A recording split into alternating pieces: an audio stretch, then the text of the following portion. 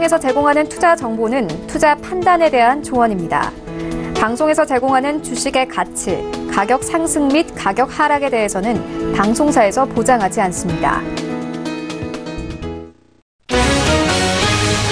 오늘의 헤드라인 뉴스입니다. 뉴욕 증시에서 주요 지수는 미중 무역 협상 관련 긴장감과 인도와 파키스탄의 무력 충돌 심화 여파로 혼조세로 마감됐습니다.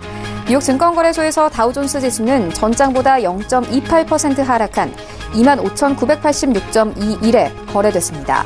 S&P 500 지수는 전장보다 0.09% 내린 2,791.45에 장을 마감했지만 나스닥 지수는 0.07% 상승한 7,554.51에 장을 마감했습니다. 제롬 파월 연방준비제도 의장은 4조 달러에 이르는 연준의 포트폴리오 축소 종료 계획이 거의 합의에 이르렀다고 밝혔습니다. 파월 의장은 하원 금융서비스위원회에서 축소 계획 합의에 근접했다며 곧 이를 발표할 수 있을 것으로 추정한다고 말했습니다.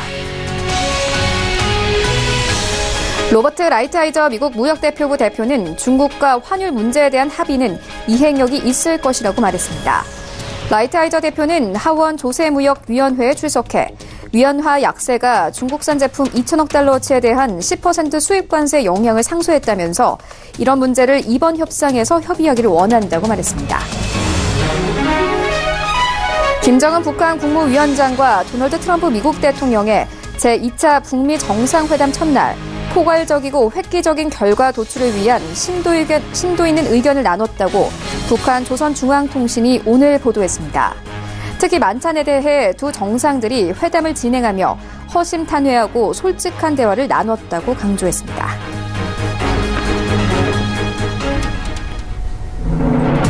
시청자 여러분 안녕하십니까? 출발 증시와이드 1부 시작합니다. 최효은입니다. 어제 우리 증시 코스피와 코스닥 양지수 모두 상승하면서 마감이 됐습니다. 코스피 같은 경우에는 2230선까지 올랐고요. 코스닥은 750선까지 오르면서 마감이 됐습니다. 어제 시장에서는 남북 경협주들도 당연 관심을 받았지만요. 사실상 현대차가 시장 상승세를 이끌기도 했습니다. 어제 현대차 5% 이상 급등하면서 마감되기도 했는데요. 어제 현대차는 주주 환원 정책을 발표하면서 관련 종목들까지 일제히 상승세 보였습니다. 이런 가운데 뉴욕 증시 3대 지수는 혼조세로 마감이 됐는데요. 나스닥 지수만이 소폭 상승하면서 마감이 됐습니다. 간밤에 국제적인 이슈들 많았습니다. 오늘 출발 증시 와이드 1부와 함께 정확하게 알아보도록 하겠습니다. 네, 먼저 글로벌 시시각각 시간에는요. 어제 이 국내 정치에 대한 질문을 받은 뒤 트럼프 대통령 언짢음을 나타내기도 했었죠. 미국 하원이 국가 비상사태를 반대하기 위한 결의안을 통과시켰다고 합니다. 함께 살펴보고요. 이어서 국제 유가가 오늘 다시 한번 반등했습니다. 트럼프 대통령은 국제 유가가 너무 비싸다고 계속 비판을 해오고 있지만 오펙은 아랑곳하지 않는 태도를 보이고 있습니다. 함께 살펴보도록 하겠습니다. 네, 이어지는 라이브 이슈타임에서는요, 이 남북이 경제 협력에 나서게 되면은 기대할 수 있는 경제 효과가 무려 3조 원에 달한다고 합니다. 함께 살펴보고요. 이어서 오늘 금통위가 열리게 됩니다. 이 기준금리 동결이 확실시되고 있는 가운데 시장 분위기까지 함께 살펴보도록 하겠습니다. 출발 증시와이드 1부 지금 출발합니다.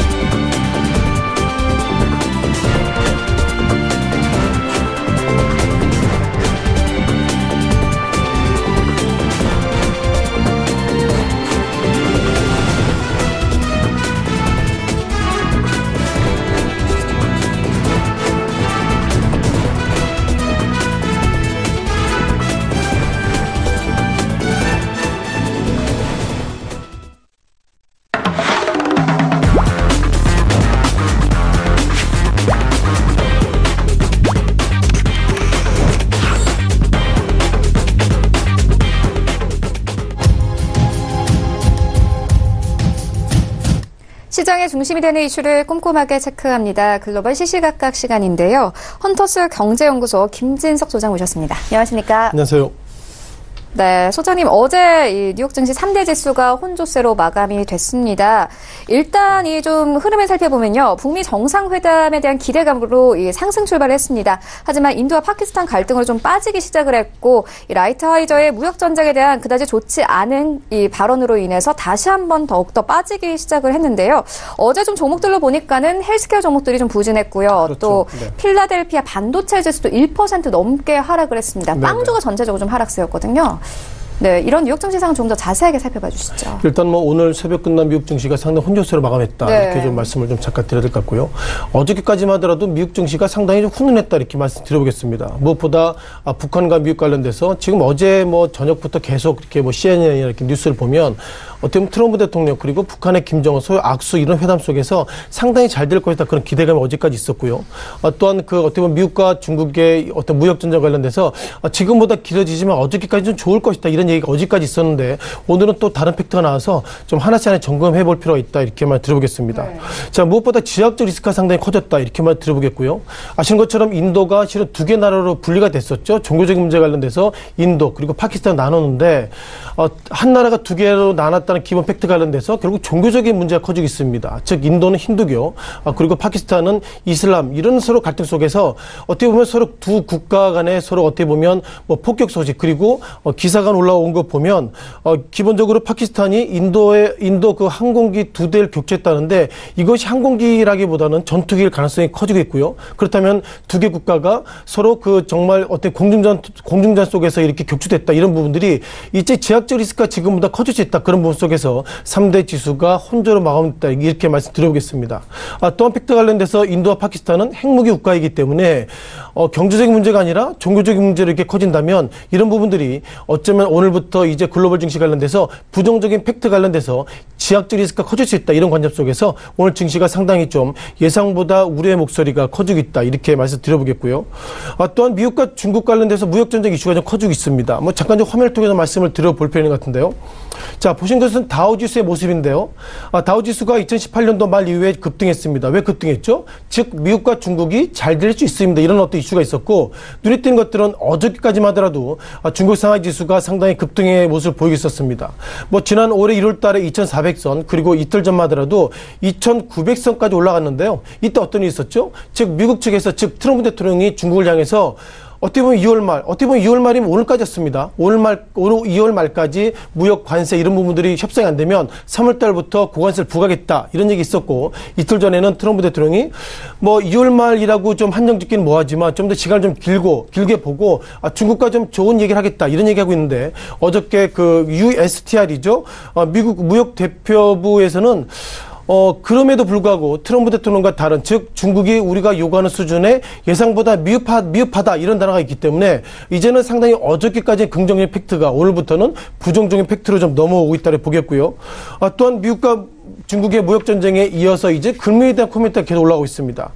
파월 연준 의장이 최근 들어서 이런 단어를 쓰고 있습니다. 어저께 어떤 단어를 쓰고 있냐면요. 대차 대조표 축소라는 단어를 쓰고 있는데 이와 관련돼서는 합의에 이르고 있다. 이런 얘기 있는데 아직까지 이것이 어떤 합의인지 모르겠지만 최소한 이번 주 초까지만 해도 긍정적 이슈가 최근 들어서는 부정적인 이슈로 올라오고 있다고 말 들어보겠고요.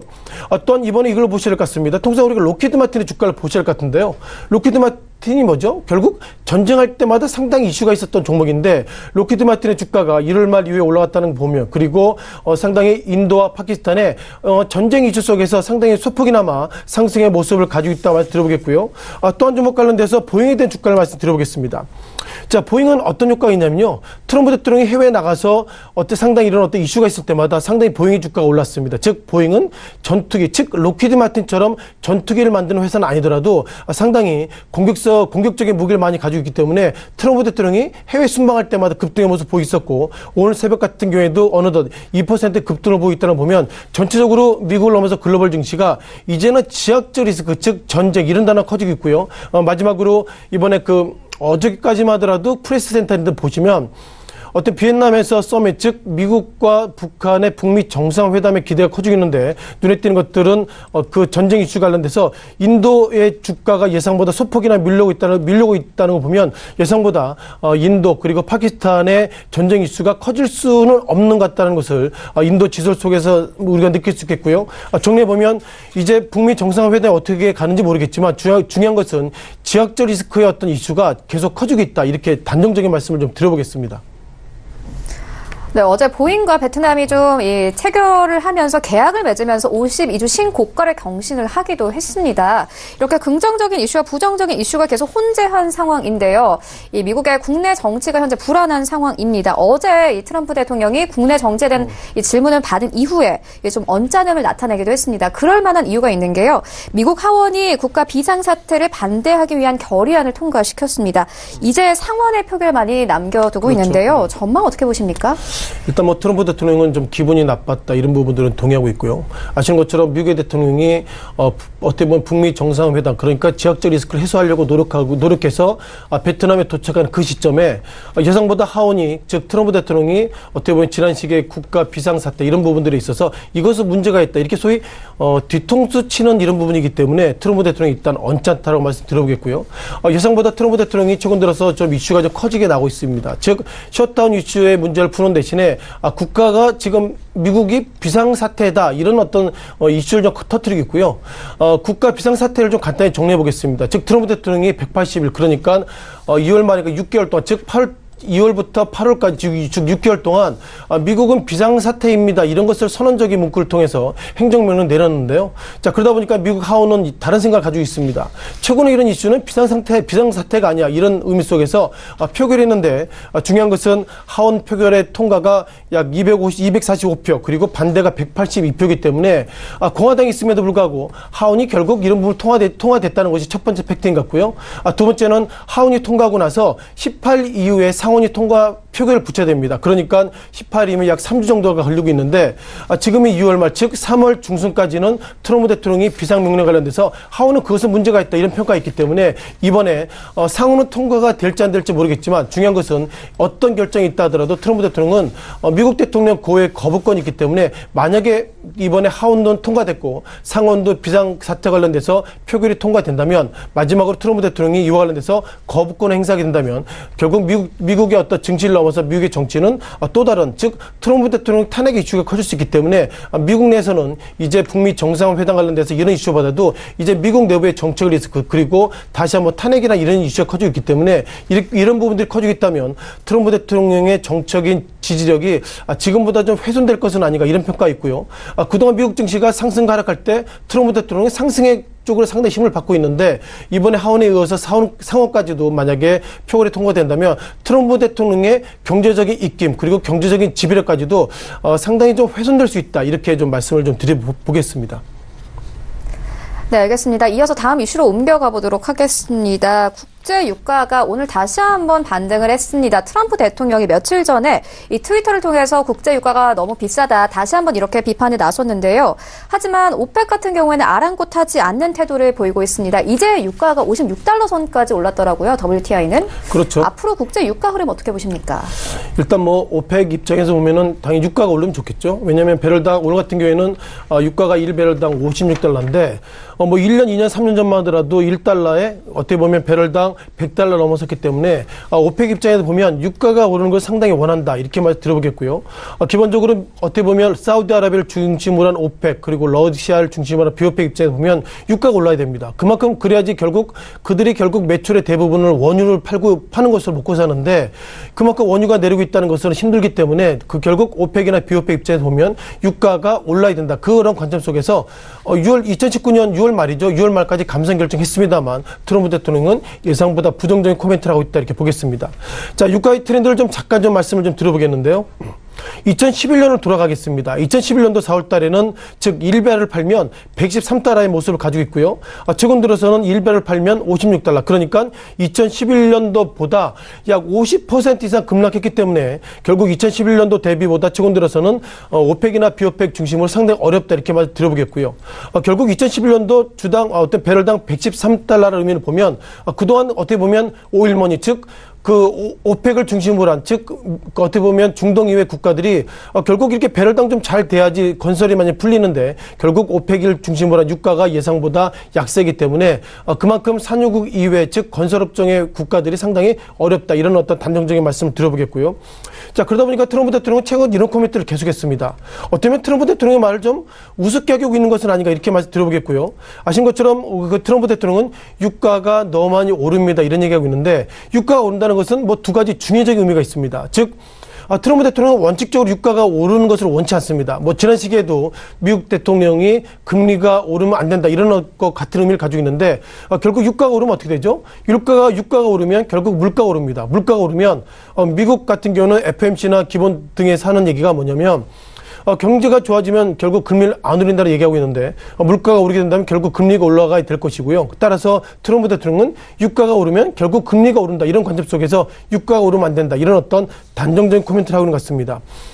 따라서 최근 들어서 이런저런 팩트가 관련돼서 가장 이슈가 있는 것은 결국 이런 이슈가 임에도 불구하고 트럼프 대통령이 원하는 대로 최근 들어 되는 것이 전혀 없는 것 같습니다. 즉 미국의 어떤 FMC 관련돼서 금리를 올리면 안 된다, 이런 얘기 있음에도 불구하고 작년 하반기부터 금리 올렸고요. 어떤 유가 관련돼서도 트럼프 대통령이 트위터를 통해서 유가가 오르면 안 된다, 이런 이슈 속에서 결국 유가가 올랐다는 거 보면 이제는 지난 시기와 다르게 트럼프 대통령이 앞으로 뭐 선거 관련돼 2년 정도 남았지만 이제 트럼프 대통령의 입김들이 경제와 정치 각 그 단말 관련돼서 전혀 영향을 미치고 있지 않다, 이렇게 말씀 드려보겠고요.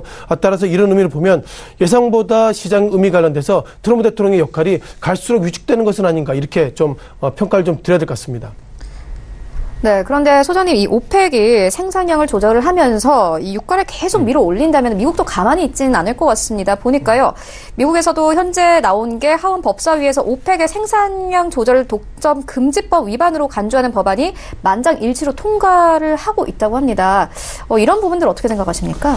일단 유가는 뭐 여러 가지 팩트가 있는데요. 네. 기본적으로 오펙과 그 미국과 좀 갈등이 있습니다. 네. 미국 같은 경우에는 그 원유 생산 국가라기보다 그 세일 오일이라고 그러죠. 즉 도란에 있는 원유를 추출해서 그것을 그 생산해서 팔기 때문에 작년 말 기준으로 산유국은 아니더라도 결국 원유 생산 국가 가운데서 1위가 미국이기 때문에 미국도 결국 유가가 오른 것을 그렇게 부정적으로 생각하지 않습니다. 다만 산유국의 원유 생산 단가보다 미국의 어떤 원유 생산 단가가 좀 높아지고 있지만 기본적으로 트럼프 대통령은 오펙 관련돼서 이런저런 이슈가 있다 하더라도 트럼프 대통령은 결국 유가는 오르면 결국 금리 오른다, 그런 어떤 원칙적인 부분들을 계속 밀고 있기 때문에 이런 부분도 상당히 좀 커지고 있다 말씀 드려보겠고요. 자, 마지막으로 국내 증시에 대한 이슈를 좀 말씀드려보겠습니다. 아신 것처럼 어제와 오늘, 어제 증시도 그렇지만 최근 들어서 북미 정상회담하는 데 상당히 기대감이 커지고 있는데요. 자, 그것이 국내 증시에 어떤 영향을 미치고 있는지 잠깐 좀 팩트를 좀 봐야 할 것 같습니다. 지금 몇몇 페이퍼를 보면 이번에 북미 정상회담이 잘 된다면, 즉 종전선언 이후에 이제는 평화선언이 된다 그러면 국내 증시가 좋을 것입니다, 이런 얘기가 있는데 작년 8월에 어떤 데이터를 보면서 잠깐 유의점을 좀 찾는 것이 맞다, 이렇게 말 드려보겠습니다. 작년 그 4월로 돌아가 보겠습니다. 2018년 4월 27일이죠. 이 당시에 어떻게 보면 그 문재인 대통령 그리고 북한의 김정은과 판문점이 만났는데요. 잠깐 차트를 통해서 좀 다시 한번 말씀을 좀 드려보겠습니다. 자, 작년 4월 27일 이 정도 주간이 됩니다. 4월 27일 정도 되는데요. 이때 같은 경우에는 주가가 2470선이고요. 이때 각 증권사에서 어떤 얘기했냐면 이제 한국에는 지역적 리스크, 즉 북한과 남한이 전쟁할 여력이 이제 없기 때문에 이제 올 수 있다, 이런 얘기 있음에도 불구하고 오히려 주가가 최근으로 보면 상당히 급락했다, 이렇게만 들어보겠고요. 또한 작년 4월 이후에 작년 6월이죠. 자, 트럼프 대통령 그리고 북한의 김정은이 싱가포르죠. 싱가포르에 만났습니다. 그 당시에도 주가가 뭐 2400선이고요. 이 당시에도 국내 증권사의 페이퍼를 보면 이제 우리는 어떻게 보면 위만 바라본다, 즉 3000선 포인트까지 말이 있었습니다만 결국 그 이후에 물론 뭐 사후적인 판단이지만 올해 그 1월 4일날 즉 1900선까지 기준으로 보면 예상보다 주가가 많이 급락했고요. 따라서 오늘과 내일 이제는 어떻게 보면 북한의 김정은 그리고 미국의 트럼프 대통령이 상당히 이슈가 있었습니다만 이것을 과연 국내 증시가 상승을 갈 것인가, 이런 부분들은 아직까지 우리가 겪어보지 못했던 일이 몇 가지 있습니다. 즉 미국의 대통령이 김정은과 만난다, 그리고 남한의 문재인 대통령이 결국 북한의 어떤 김정은과 만난다, 그런 어떤 전대미답의 모습을 가지고 있기 때문에 정리해 보면 작년 4월 달의 모습 그리고 작년 6월 달의 모습 이후에 주가가 예상보다 약세 모습 보였다를 보면 우리가 이번에 어떻게 보면 하노이의 그 정상회담도 너무 긍정적으로 보는 것은 과거의 데이터를 보면 예상보다 좀 부정적으로 보시는 것이 맞다, 이렇게 좀 말씀을 좀 드리겠습니다. 네, 증시와 유가까지 함께 짚고 왔는데요. 한국은행 측에서는 며칠 전에 이 경기 둔화로 수요가 줄었기 때문에 국제 유가가 가파르게 상승하지는 않을 것이다. 이렇게 코멘트를 남기기도 했습니다. 앞으로 유가 흐름 따라가 보도록 하겠습니다. 지금까지 헌터스 경제연구소 김진석 소장과 함께했습니다. 고맙습니다. 네, 고맙습니다.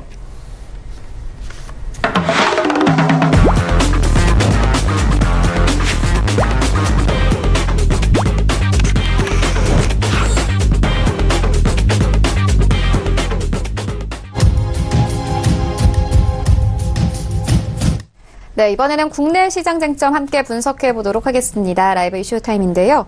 SK증권여부 PIB센터 이재강 이사 화상으로 연결되어 있습니다. 안녕하십니까? 네, 안녕하십니까? 네, 이사님 오늘 장 분위기 어떻게 보고 계십니까?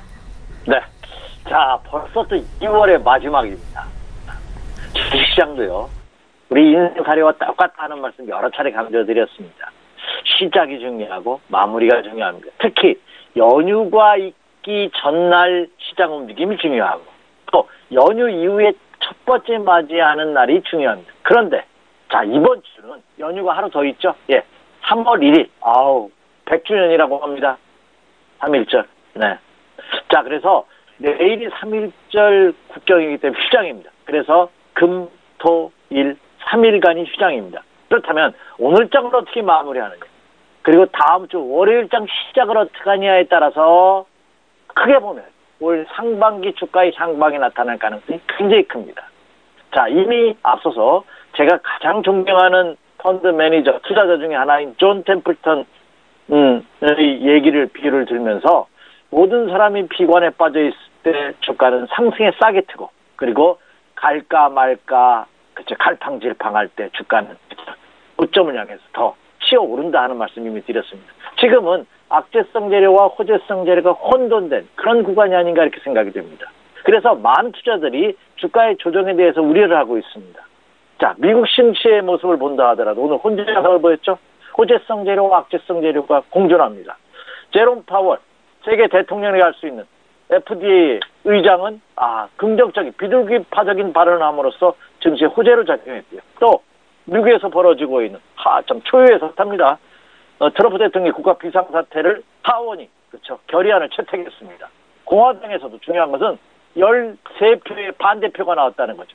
이제 상원으로 이제 넘어가면서 상원에서 표결이 된다면 이 또한 또 변수로 작용합니다. 그리고 인도와 파키스탄 전쟁을 벌이고 있죠. 근데 이 인도와 파키스탄의 전쟁은 왜 중요하냐? 이들이 모두 핵 보유국입니다.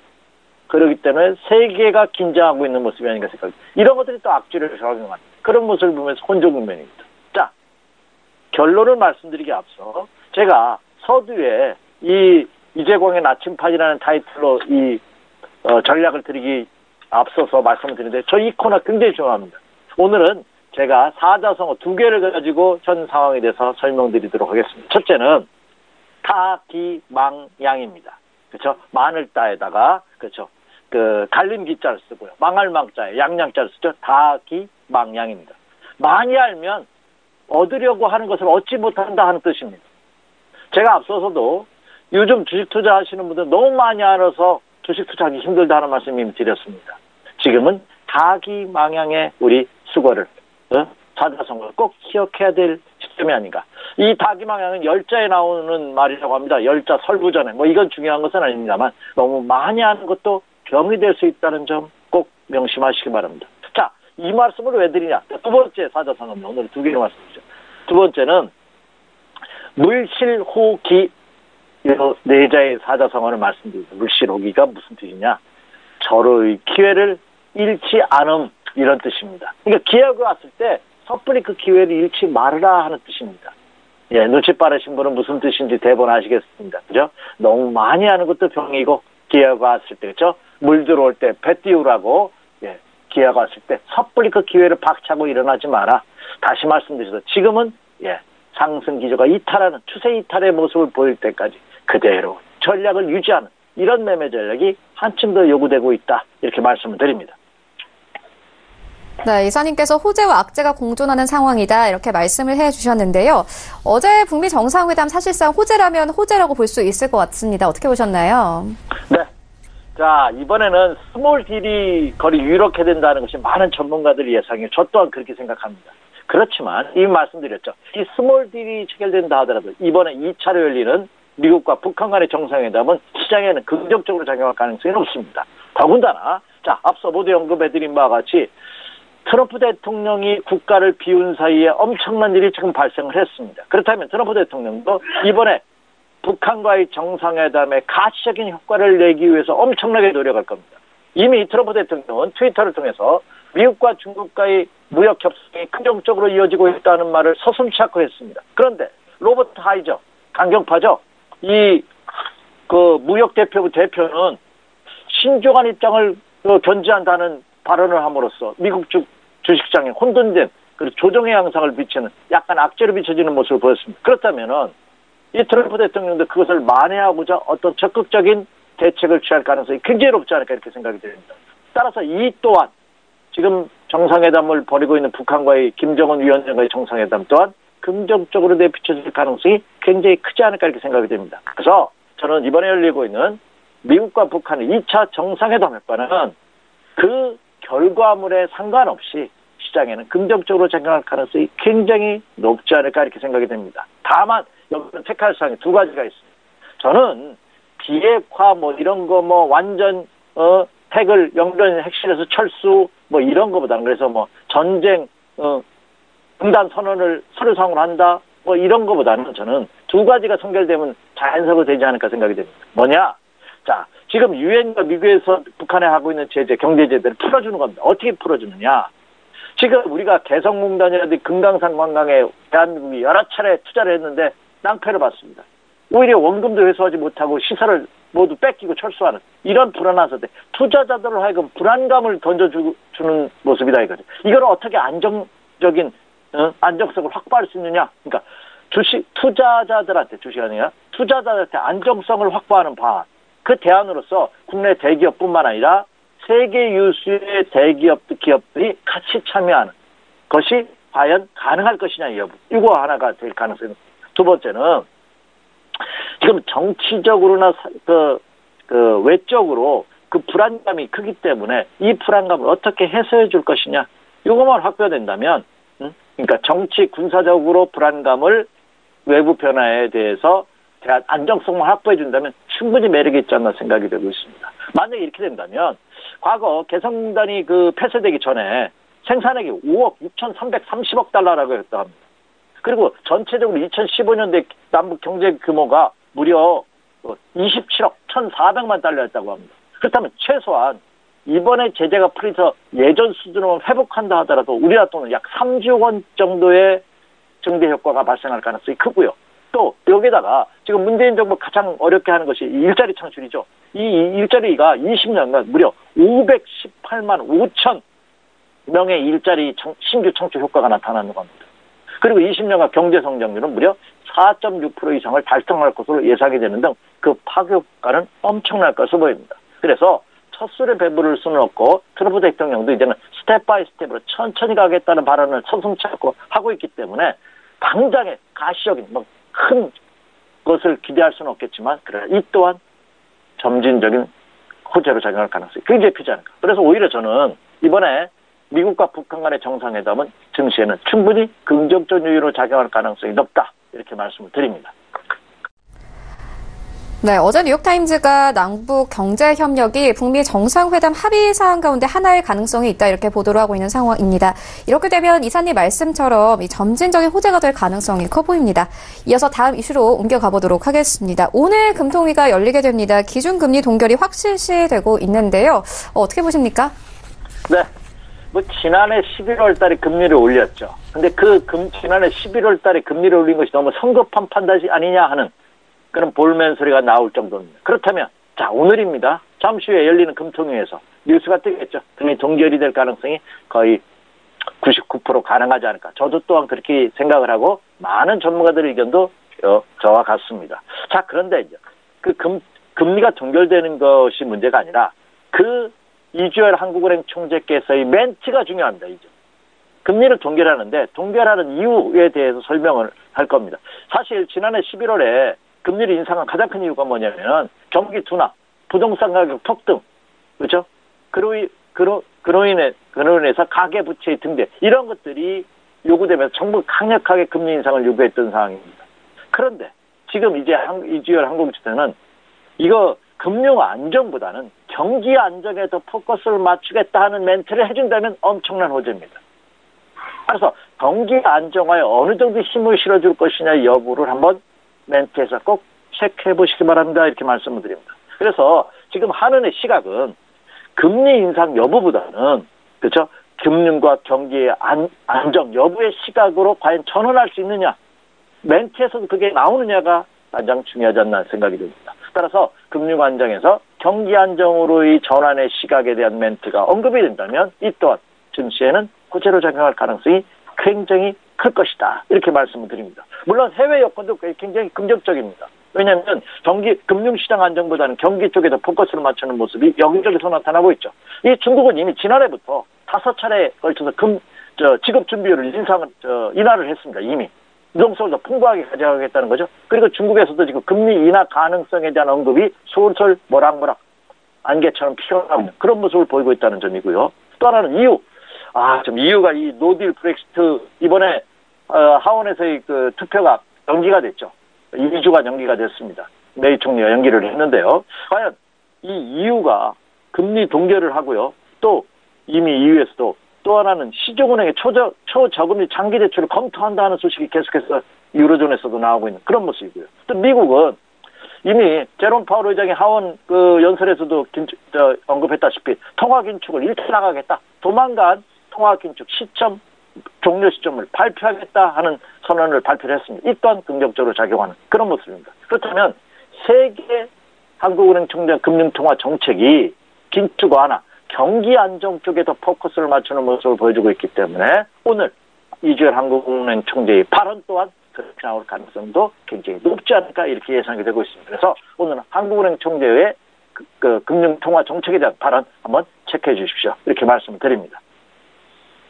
네, 동결 여부도 중요하지만 금융 경기 쪽으로 안정됐다는 발언이 나오느냐에 따라서 증시 호재가 될 수 있다. 이렇게 말씀을 해주셨는데요. 그렇다면 오늘장 전략은 어떻게 보고 계십니까? 네, 전략 결론은 모두에 언급해 드렸습니다. 상승 기조가 유지되고 있기 때문에 매수 마인드 전략은 변함이 없다 이렇게 말씀을 드립니다. 자, 오늘도 체크할 사항 먼저 말씀드리죠. 네, 첫 번째는 원달러 환율 동향이죠. 환율 동향이 제가 원하는 가격대 지집을 했습니다. 어제 50전이 상승을 했습니다만 1119원 10전, 1120원대 이하로 떨어져 1110원대에서 움직이고 있죠. 자, 지금 이 가격, 이 시점에서 안정적인 모습을 하루 변동폭이 3원 이내에서만 위아래로 움직여주면 아주 좋습니다. 그래서 환율 시장의 안정화가 국내 시장의 긍정적인 요인으로 계속해서 작용하고 있다 하는 말씀을 다시 한번 강조해드리고 계속 체크해 주시기 바랍니다. 자, 두 번째는 여기서 치고 가려면 거래량의 유입 여부입니다. 주가가 조정 시에 거래량이 없는 것은 굉장히 좋습니다. 근데 상승할 때 거래량은 수반돼야 됩니다.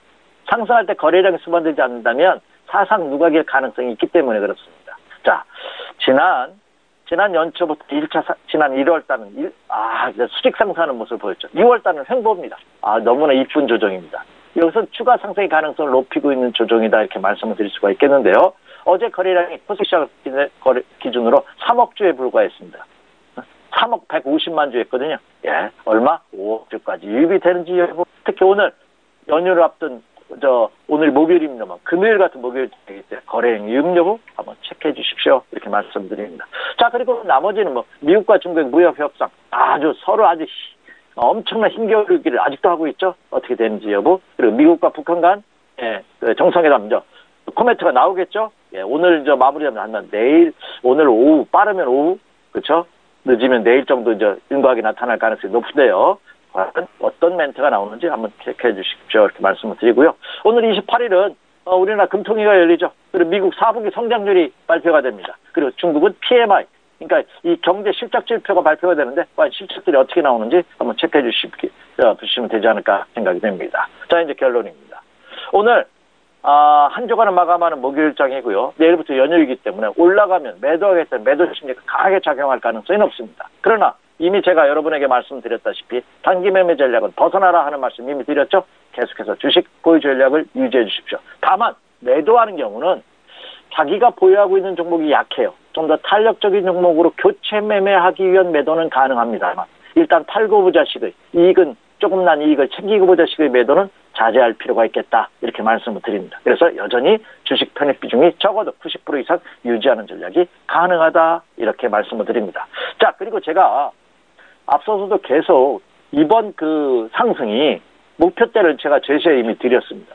코스피 시장을 기준으로 2300포인트를 돌파할 수 있느냐의 여부, 코스닥은 770포인트를 돌파할 수 있느냐의 여부가 굉장히 중요합니다. 어떻게 중요하냐. 코스피 시장이 이번에 2300포인트를 돌파한다면 돌파하고 나서 또 갑니다. 완전히 대세 상승기에 접어들 가능성이 굉장히 큽니다. 그렇다면 적어도 상반기 내내 이 상승 탄력도가 이어질 가능성이 높습니다. 다만 2300포인트를 돌파하지 못할 경우에는 추세가 이탈하지는 않는다 하더라도 본격적인 상승을 위한 에너지가 좀 부족하다고 보시면 됩니다. 그래서 이번에 2300포인트를 돌파한지 여부 한번 꼭 체크해 주시기 바라고요. 그것이 코스닥 지표로 가면 770포인트가 된다 하는 점입니다. 그 점을 꼭 체크해 주시기 바랍니다. 자, 그렇다면 오늘 한 주를 마감하는 목요일장입니다. 어떤 종목을 신규로 또 봐야 되는지 한번 체크해 드리죠. 먼저 저는 이 장이 그렇죠? 성장주의 장이 아니라 가치주의 장, 실적장이다 하는 말씀 이미 드렸습니다. 철저하게 펀더멘털이 실적이 뒷받치는 되는 종목군들이 장을 주도할 가능성이 굉장히 큽니다. 그러니까 같은 업종이라도 같은 테마라도 그렇죠. 실적에 따라 차별화되는 양상이 펼쳐진다는 점 꼭 명심하시면서 펀더멘털에 포커스를 맞춘 그런 종목으로 엄선해 주십시오. 이렇게 말씀드립니다. 어때? 금리감독위원회에서 일부 부실기업에 대한 제재를 발표를 했습니다. 따라서 철저하게 이제는 기업 내실이 있는, 기술력이 있는, 성장성이 있는, 그리고 실적이 수반되는 이런 종목군들이 장을 이끌 가능성이 높다는 점 꼭 명심하셔서 가치주, 실적주 위주로 포트폴리오 구성해 주십시오. 이렇게 말씀을 드리고요. 자, 업종으로 들어가서 좀 더 자세히 보면 저는 제약과 바이오 업종, 매력이 있다고 생각합니다. 아직도 끝나지 않았다고 생각이 되고요. 충분히 매세력이 있다고 생각이 됩니다. 다만 제약과 바이오 업종 중에서도 말씀드렸다시피 기술력이 있는, 그렇죠? 이미 그렇죠. 실적이 수반되고 있는 단순히 미래의 가치에 대한 성장성보다는 이미 내실 있는 기업을 선정해 주십시오. 이렇게 말씀을 드리고요. 자, 화학주. 이 화학주는 미국과 중국과의 무역 협상이 어떻게 되냐에 따라서 영향을 크게 받습니다. 오늘 미국에서는 이 화학주들이 다 조정을 받았어요. 왜? 로버트 하이저 무역대표부 대표가 신중하게 접근하겠다는 발표를 하면서 그렇게 보석을 받았는데 저는 이것으로 인해서 만약에 조정을 받는다면 국내 화학주들은 매수력이 충분히 있다. 이렇게 말씀드립니다. 자, 그리고 그동안 과대 낙폭되어 있던 통신주도 주초부터 계속 말씀드리고 있죠. 예. 3대 그 대형 통신사들, KT, SK텔레콤, LG U+, 매력이 있지 않나 생각이 듭니다. 가격적인 메리트를 해서 중장기적으로 접근하시는 분은 노려보셔도 좋겠다. 이렇게 말씀을 드립니다. 전반적으로 저는 오늘 장 추격 매수할 필요는 없겠지만 조정은 두려워할 필요 없다. 이렇게 말씀을 드리고요. 단기 매매 하시는 분이 할지라도 지금은 오히려 단기 이익 실현에 급급한 것이 아니라 좀 더 길게 가지고 가는 엉덩이 무겁게 그렇죠 움직이는 그런 매매 전략이 한층 더 요구되고 있는 그런 시점이다 이렇게 말씀드립니다. 전반적으로 연휴를 앞둔 시점입니다. 그리고 이번 연휴는 좀 다르게 그냥 노는 것이 아니라 그렇죠 대한민국의 독립을 위해서 초기와 같은 목숨을 버리신 많은 애국지사들을 한번 추모할 수 있는 그런 연휴가 됐으면 좋겠다 생각이 되고요. 시간이 되신다면 가까운 그렇죠 애국지사 열사라든지 현충을 한번 방문하시는 것도 좋지 않을까 이렇게 생각이 됩니다. 전반적으로 시장은 긍정적인 모습으로 화답하고 있고 저는 오히려 추가 상승의 가능성이 높다는 점에 포커스를 맞추고 있습니다. 투자자분들께서도 그 점 염두에 두시면서 매매 전략과 투자 전략 세워보시면 좋지 않을까 이렇게 예상이 됩니다. 이상입니다. 네, 전략과 이슈까지 함께 짚고 왔습니다. 지금까지 SK증권 영업부 PIB센터 이재광 이사와 함께했습니다. 고맙습니다. 네, 감사합니다. 네, 1부는 여기서 모두 마치도록 하고요. 잠시 후 2부에서는 전문가들과 함께하는 종목 라이브쇼, 라이브 매매 타임이 이어집니다. 여기에 더해서 오늘 장에서 이슈몰이라고 있는 특징주까지 꼼꼼하게 살펴봐 드리겠습니다. 채널 고정해 주시고요. 저희는 잠시 후 2부로 다시 찾아오도록 하겠습니다.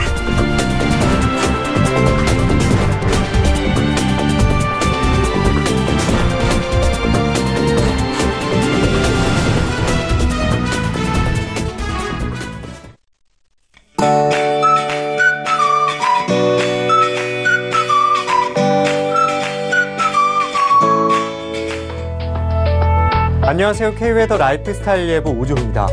새벽에 내린 비로 인해 전남과 경남의 미세먼지 농도는 오전까지는 보통 단계로 대기질이 깨끗하다가 오후 들어서는 그 농도가 짙어지겠습니다. 그리고 중서부 지역과 강원 영서, 전북 지역으로는 나쁨 단계를 보이며 대기가 탁하겠습니다. 이들 지역으로는 외출하실 때 황사용 마스크를 꼭 챙기시기 바랍니다. 어느새 봄을 맞이해야 할 시기가 왔습니다. 2월의 마지막 날인 오늘은 전국이 포근한 날씨를 보이겠습니다. 서울의 아침 기온은 3도로 시작해 한낮에는 12도까지 오르는 등 종일 온화한 날씨를 보이겠습니다. 날은 풀렸지만 미세먼지 농도가 높은 만큼 외출은 자제하시기 바랍니다. 오늘은 중국 북동지방에 위치한 고기압의 가장자리에 들겠고요. 남부지방은 제주도 남쪽을 지나는 기압골의 영향을 받다가 벗어나겠습니다. 다음은 자세한 지역별 날씨입니다. 중부지방은 낮부터 맑은 날씨를 보이겠습니다. 낮 최고 기온은 서울과 수원 12도, 춘천과 대전은 13도가 예상됩니다. 동해안은 종일 포근한 날씨를 보이겠습니다. 낮 최고 기온은 속초와 강릉 11도까지 오르겠습니다. 남부지방은 아침까지는 흐린 날씨가 예상됩니다. 낮 최고 기온은 부산과 대구 15도까지 오르며 온화하겠습니다. 서해와 동해상으로는 구름이 많이 끼겠고요. 남해는 비 소식이 있습니다. 바다의 물결은 남해 최고 2.5m로 약간 높게 일겠으니까요. 항해나 조업하는 선박은 유의하시기 바랍니다. 3월의 첫날인 내일은 별다른 눈비 소식 없이 전국이 맑겠고요. 전국의 낮 기온이 최고 10도 이상을 웃돌며 화창한 날씨를 보일 것으로 전망됩니다. 날씨였습니다.